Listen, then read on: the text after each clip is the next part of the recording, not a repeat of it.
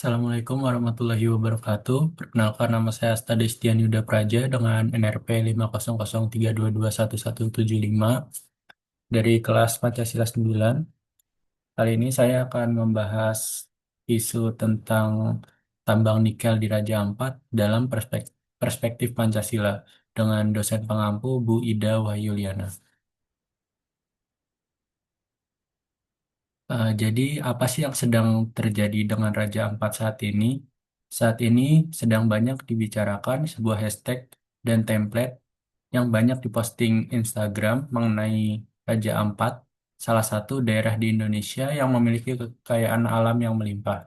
Bahkan dikatakan Raja Ampat ini juga dikenal dengan julukan The Last Paradise on Earth. Nah, ini menjadi situs warisan dunia Global Geopark yang diakui oleh UNESCO. Selanjutnya, Raja Ampat sendiri merupakan kabupaten yang terletak di Provinsi Papua Barat yang memiliki 610 pulau dengan 4 pulau besar, yaitu Salawati, Batanta, Waigeo, terus ada Misol. Nah, dari keseluruhan pulau, cuma ada 35 pulau yang dihuni, sementara sisanya itu nggak berpenghuni, bahkan belum ada namanya. Keindahan Raja Ampat juga sudah mendunia sebab di sana ada sekitar 75% terumbu karang yang ada di dunia hidupnya di Raja Ampat. Isu mengenai Raja Ampat eh, gara-gara tambang ini menjadi ramai karena aktivis dari Greenpeace, sebuah organisasi pemerhati lingkungan, bersama dengan 4 pemuda Papua melakukan aksi protes ketika Konferensi Indonesia Critical Minerals Conference and Expo di Jakarta pada tanggal 3 Juni tahun 2025 dengan menyoroti dampak buruk eksploitasi nikel di kawasan Raja Ampat. Nah, Greenpeace juga membagikan mengenai kondisi alam di Raja Ampat saat ini di website milik mereka dan berbagai sosial media milik Greenpeace. Dan dalam laporan yang dibuat oleh Greenpeace, semua keindahan alam yang identik dengan Raja Ampat bakal hilang karena sekarang Raja Ampat terancam pencemaran lingkungan yang disebabkan oleh pertambangan nikel di sana. Nah, terus di pulau-pulau kecil yang berada di sana udah dikeruk dan hutannya pun sudah dibabat lebih dari 500 hektar untuk dijadikan sebagai area pertambangan.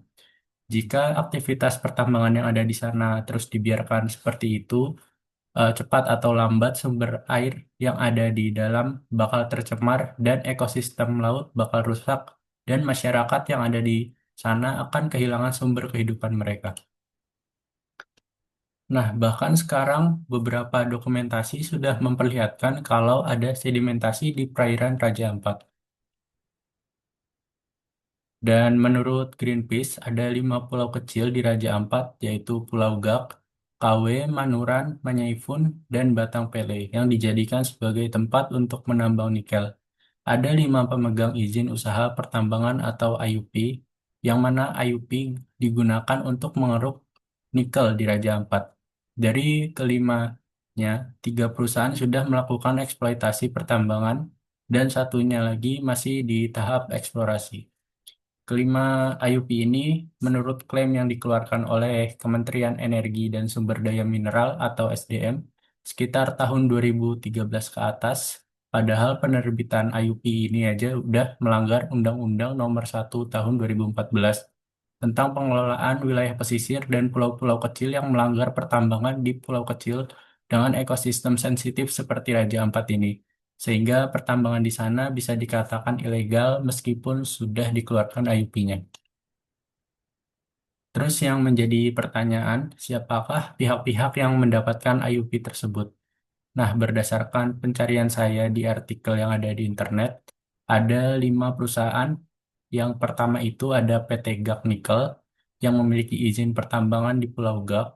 Terus perusahaan lain seperti PT Anugrah Surya Pratama, PT KW Sejahtera Mining, PT Mulia Raymond Perkasa, dan PT Nurham yang sudah dicabut izinnya untuk saat ini.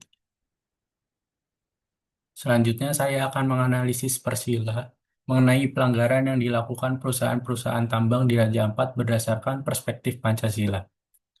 Yang pertama yaitu sila ketuhanan yang Maha Esa. Kasus tambang nikel di Raja Ampat menunjukkan bahwa perusahaan lingkungan melanggar tanggung jawab moral manusia sebagai penjaga ciptaan Tuhan. Aktivitas tambang yang mencemari laut dan merusak ekosistem bertentangan dengan ajaran agama yang menekankan pelestarian alam.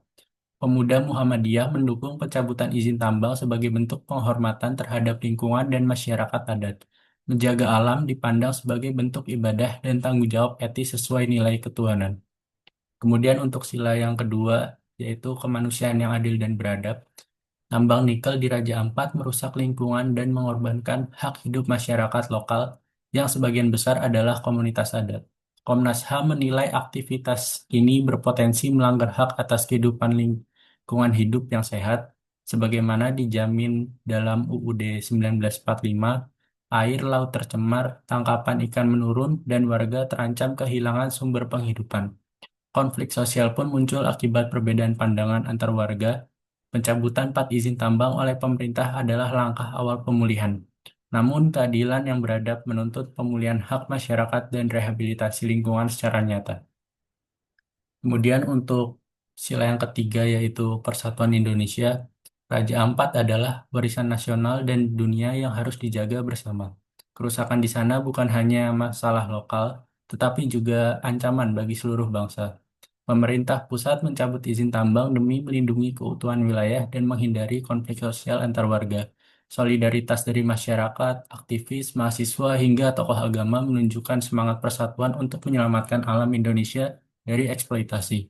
Kemudian sila yang keempat yaitu kerakyatan yang dipimpin oleh hikmat kebijaksanaan dalam permusyawaratan perwakilan.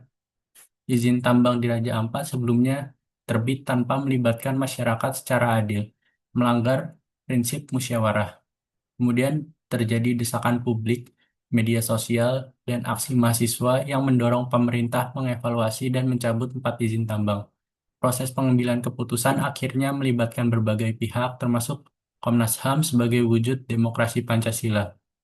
Ke depan masyarakat harus dijalankan, musyawarah harus dijalankan sejak awal agar kebijakan tambang berpihak pada rakyat dan lingkungan. Untuk sila yang terakhir yaitu keadilan sosial bagi seluruh rakyat Indonesia, tambang nikel di Raja Ampat menunjukkan ketimpangan. Keuntungan dinikmati segelintir investor, sementara masyarakat lokal hanya menerima dampak kerusakan. Padahal pada undang-undang melarang tambang di pulau kecil seperti Pulau Gak. Namun hukum sering diabaikan demi kepentingan ekonomi.